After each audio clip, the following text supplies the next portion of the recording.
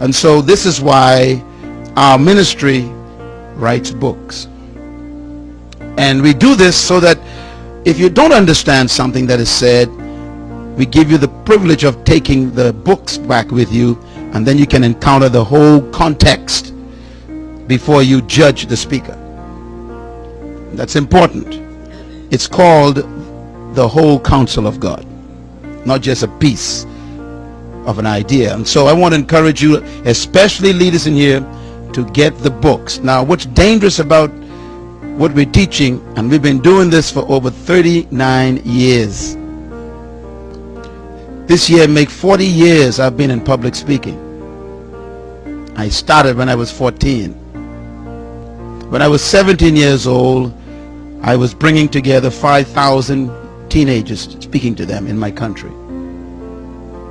I am the youngest in my entire nation to receive the OBE award from the Queen of England.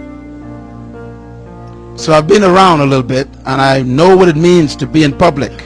I know what it is to be misunderstood. And so I beg you, don't let your followers read these books first, because if they get information, it puts you at a disadvantage as a leader, because they sit in those pews and they listen to you and they got new information. And remember that once a mind has been stretched to a new size, it can never go back to the original size. And so you have to keep up with what's going on, and I encourage you to read and study and keep growing. As a matter of fact, I would say this from my experience, that nothing can make a person stop growing academically and educationally more than a title.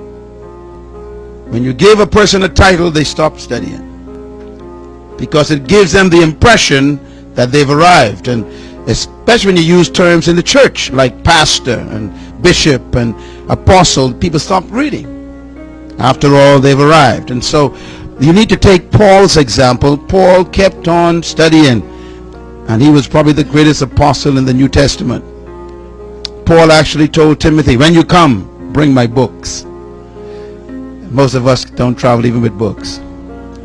When Paul was in prison, he didn't ask for food. He says, bring my books. He kept on studying. I read 4 books a month. It's a tough job. That means 1 a week.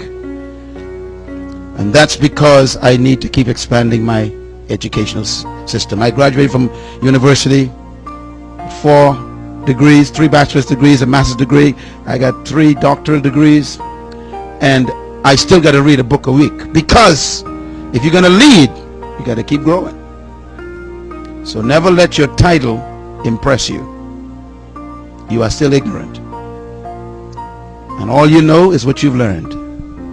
But all you've learned is not all there is to know. So you got to keep growing. So I recommend that you pick those up. Now, some of you are like me. I also travel a lot, and so when I'm in my car, I can't read. And so what I do is I give myself over to the second type of learning, and that is through cassette tapes and through audio tapes and CDs. And I want to recommend that you pick up the books, but also pick up the CDs and DVDs.